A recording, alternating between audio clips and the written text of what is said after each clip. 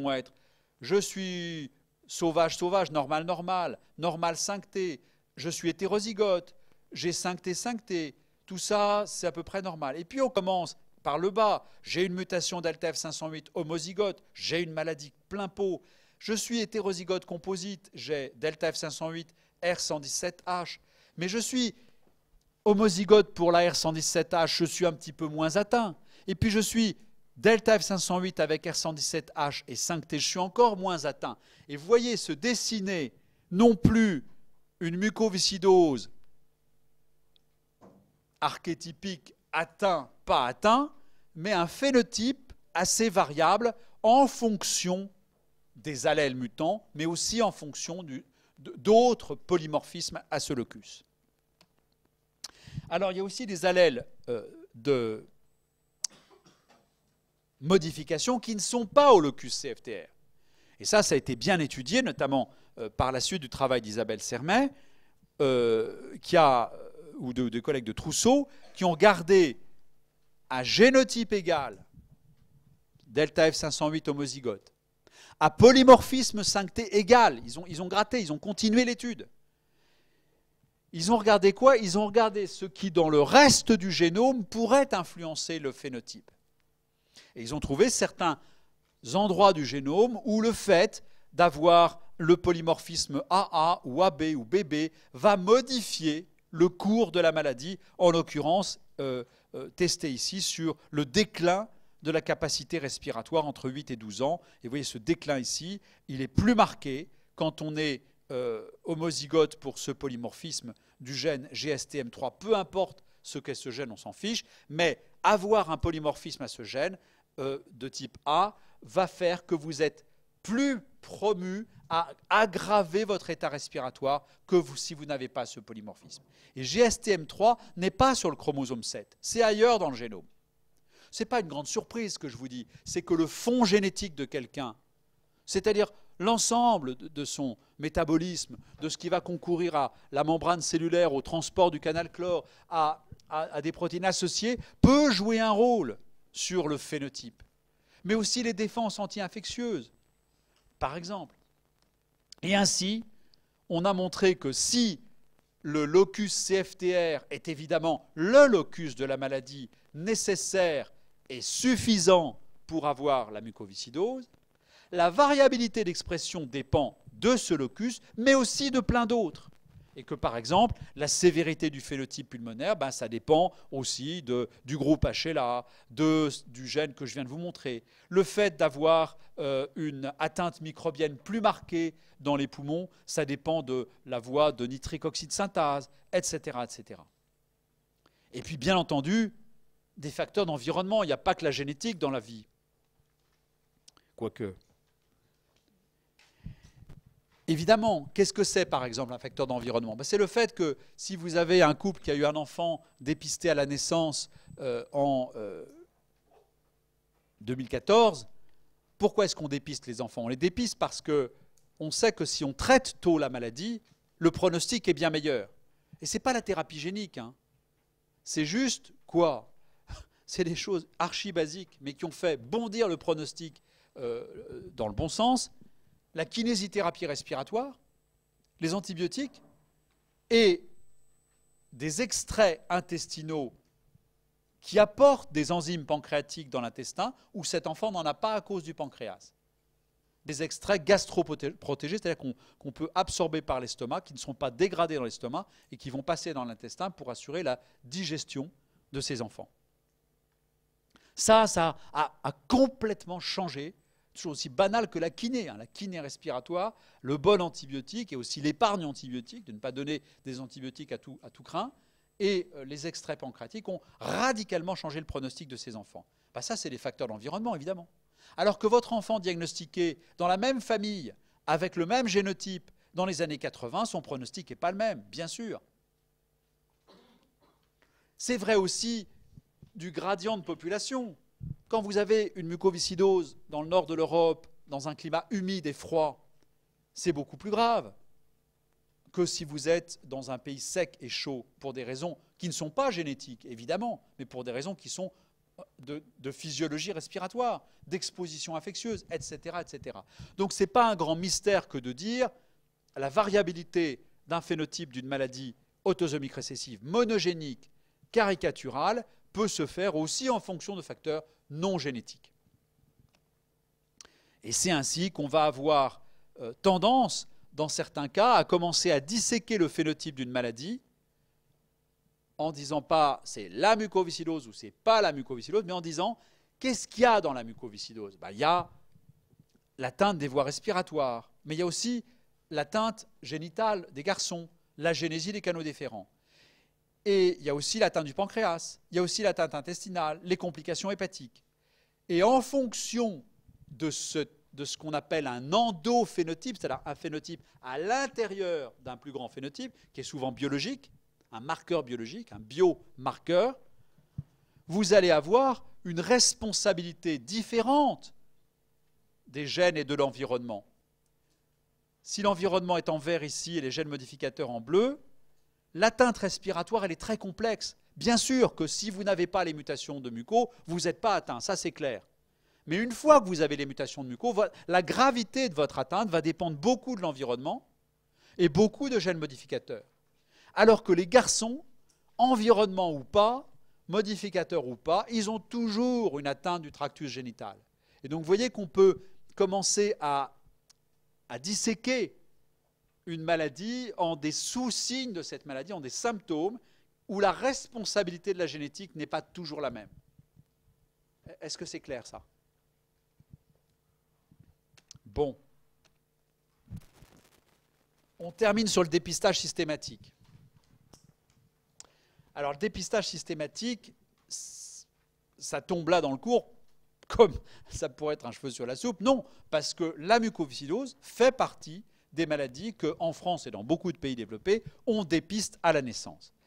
Quel est le rationnel de dépister une maladie génétique à la naissance? Le fondement de ça. Le fondement, c'est de dire, premièrement, éthique n'est pas un très bon mot, mais c'est de dire à quoi ça servirait de dépister une maladie où je ne peux rien faire? Est-ce que ce serait vraiment de la mauvaise médecine? On va dire, je prends tous les enfants à la naissance et je vais dire aux parents, haha, il va avoir une myopathie à 10 ans. Déjà, docteur, donc vous avez le traitement, docteur? Ah, bah non. Molière, quoi. Enfin, les médecins de Molière. Donc non, ça n'a pas de sens. Vous allez en plus gâcher la vie de ces gens sans traitement. Donc, les fondements du dépistage, c'est peut-être avant tout d'avoir une intervention thérapeutique possible. Et c'est le cas pour la mucoviscidose où on peut, par la kiné, par des choses simples, améliorer le pronostic de ces enfants. Il faut aussi, ça c'est bien français et c'est tout à fait légitime, dire qu'il faut qu'il y ait une accessibilité à ce dépistage. Il faut que ce soit généralisable, soit régional, soit national, et en l'occurrence il est national. Il faut que les tests qu'on utilise soient bons. Ça c'est ce qu'on appelle les bonnes pratiques médicales, c'est de dire, si vous dépistez mais qu'une fois sur deux vous n'êtes pas sûr, combien il y a de naissances en France par an? 800 000, très bien. 800, 820 000, etc. Donc si vous dites à 400 000 couples, donc votre enfant a peut-être une mucoviscidose, c'est une catastrophe absolue. Bon, c'est pas possible, on ne peut pas jouer avec ça. Donc il faut que le test que vous ayez soit suffisamment solide pour avoir peu de faux positifs et peu de faux négatifs, spécificité, sensibilité. Il faut aussi que ce test soit relativement accessible, simple et en pratique pas trop cher. La situation, c'est même pas juste actuellement, la situation générale d'un pays, c'est de dire si je mets 1 000 € sur le dépistage de chaque enfant, je suis coulé tout de suite. Donc il faut que ce soit un bon test et qui, en santé publique, ait un coût qui soit supportable. Ce n'est pas une réflexion de médecine très individuelle, mais c'est évidemment une réflexion de santé publique et d'économie de santé que vous devez avoir en tête. Donc ça, ce sont les fondements du dépistage. Oui, on peut penser à dépister une maladie lorsqu'on a un bénéfice pour l'enfant, lorsqu'on a un accès facile et généralisable, lorsque le test dont on dispose est intelligent et spécifique et sensible, reproductible, contrôlable, et lorsque la prévalence de la maladie par rapport au coût du test justifie ce dépistage. Les nécessités du dépistage, c'est donc d'avoir un réseau très efficace. Et ce réseau, c'est curieux, c'est un réseau qui n'est pas public. C'est une association de loi 1901 qui a été créée par qui? Par Jean Frézal, votre amphithéâtre, l'Association française pour le dépistage et la prévention des handicaps de l'enfant, qui gère ça avec la tutelle du ministère de la Santé, bien sûr, et de la Caisse nationale de l'assurance maladie pour les financements. Et cette double tutelle a délégué à cette association, qui marche très très très bien, d'ailleurs on n'en parle pas, depuis les années 70, pour organiser en France le dépistage national de tous les nouveau-nés pour un certain nombre de maladies. Et ce sera ma dernière diapo. Quelles maladies? Alors, comment se fait ce dépistage? C'est une petite goutte de sang qu'on prend au talon de chaque enfant. Ça s'appelle historiquement le test de Guthrie. Pourquoi? Parce que Bob Guthrie, qui l'a inventé pour une des maladies dépistées, qui s'appelle la phénylcétonurie, qui est aussi une maladie autosomique récessive, une maladie du métabolisme.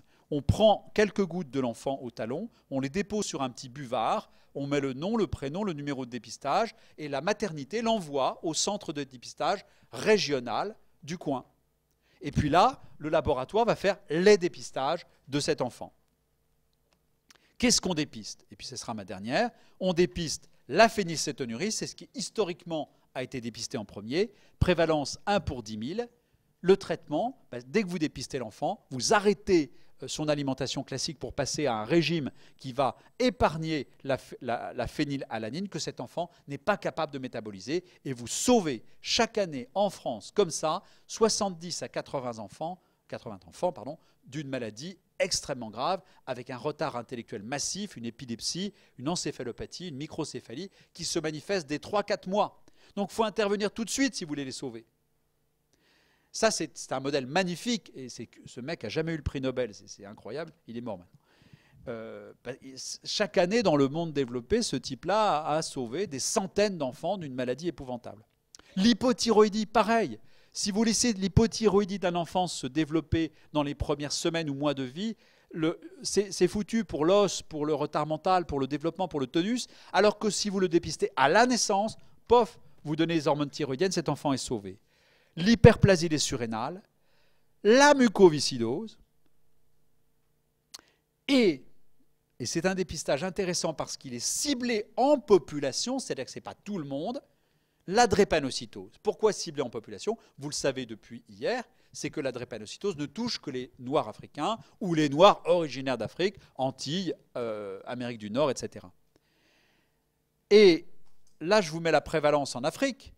Mais la prévalence en Afrique, elle est évidemment pas la prévalence en France.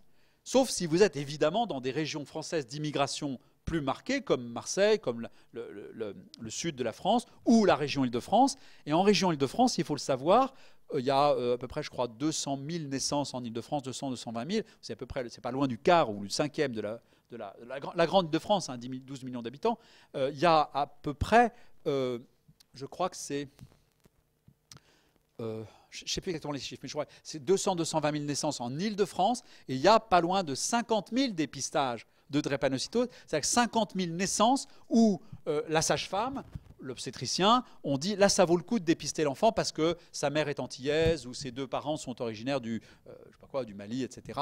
Voyez, donc ça veut dire que c'est quand même un dépistage ciblé en population, mais qui est très très très vaste dans l'ensemble de notre système de santé. Alors, dernière remarque avant de vous laisser aujourd'hui, c'est que vous allez dire, bon, c'est des maladies génétiques, elles sont toutes génétiques. La plupart sont autosomiques récessives, elles sont toutes, et on les dépiste, ah, tiens, c'est curieux, on ne les dépiste pas par l'ADN. Biochimie, hormones, protéines, enzymes. Pourquoi? Parce que dépister par l'ADN, ce qui ne serait pas impossible pour certaines de ces maladies, engage à tout un processus de consentement des parents à faire un test génétique, et ce processus-là, que l'on fait très très couramment pour tout test de génétique dans le contexte de la médecine, au niveau de 820 000 naissances, il est extrêmement complexe, parfois injouable, et on préfère donc ruser un petit peu en disant je vais préférer dépister sur un test biochimique, pas cher, fiable, et aussi qui va faire quoi? Qui va me départir du problème de l'hétérogénéité des allèles. Toutes ces maladies, à part la drépanocytose, sont des maladies à hétérogénéité allélique. Phénylcétonurie, hypothyroïdie, hyperplasie surrénale, mucoviscidose. Quel allèle je vais dépister ou quel groupe d'allèles? C'est trop difficile. Donc on va, pour des raisons de consentement et des raisons de qualité de dépistage et de coût, passer par la biochimie, passer par l'enzymologie, l'hormonologie, et ensuite faire de la génétique. D'accord? Voilà aussi une des conséquences de l'hétérogénéité allélique des maladies autosomiques récessives. Eh bien, à la semaine prochaine.